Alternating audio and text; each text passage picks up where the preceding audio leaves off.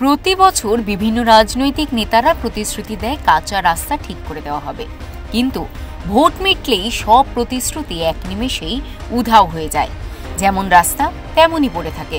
তারই এক বড় নিদর্শন গঙ্গাসাগরের রুদ্রনগর গ্রামের রাস্তা, যা সুন্দরবন উন্নয়ন মন্ত্রী বঙ্কিমচন্দ্র হাজরার নিজের এলাকা, আবার মন্ত্রীর স্ত্রী রুদ্রনগর গ্রাম পঞ্চায়েতের প্রধান। রাস্তা মেরামতির দাবিতে শনিবার কমলপুর রাস্তার মোড়ে বিক্ষোভে নেমেছেন এলাকার মহিলারা। গ্রামবাসীদের অভিযোগ, রুদ্রনগর গ্রাম পঞ্চায়েতের কমলপুর ৩ রাস্তার মোড় থেকে প্রায় ৩০০ থেকে ৪০০ মিটার রাস্তার বেহাল দশা।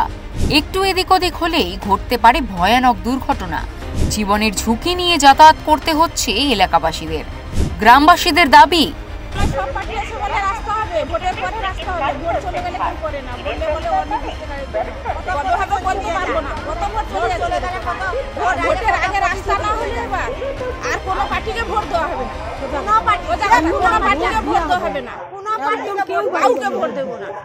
অসুখ বিসুখ হলে অ্যাম্বুলেন্স ঢুকতে পারে না, বাচ্চা কাচ্চা স্কুলে যেতে পারে না, কোনো মালপত্র ঠিকভাবে নিয়ে যেতে পারছে না।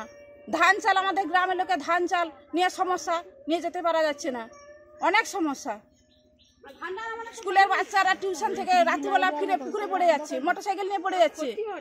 এ ক্ষতিপূরণ কে দেবে? কোন পার্টি দেবে? ভোটের সময় তো সবাই আসে। রাস্তা রিপেয়ারিং করে দিব, রিপেয়ারিং করে না, টাকা ছাকা যাচ্ছে পাচ্ছে না, তাহলে রাস্তায় কি পুকুরে পড়ে যাবে? ওই অ্যাম্বুলেন্স বি গোটে অসুখ না, গোটে টোটো ঢুকতে পারছে না, গোটে অ্যাম্বুলেন্স আসতে পারছে না, তাহলে কি আমরা কি মরবো না? মানে কি করবো? বর্ষাকালে আমাদের ইটা উঠে নিয়ে চলে যা।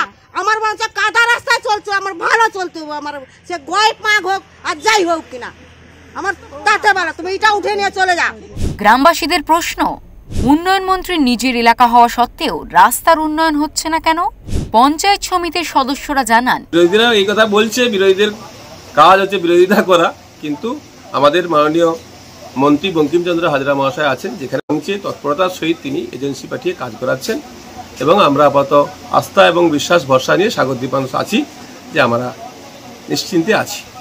গ্রামবাসীদের কড়া বার্তা, যদি রাস্তা মেরামত না করা হয় তাহলে সামনের বিধানসভা ভোট বয়কট করবেন সমগ্র গ্রামবাসী। দক্ষিণ ২৪ পরগনা থেকে গোপাল শীলের রিপোর্ট, ওঙ্কার বাংলা।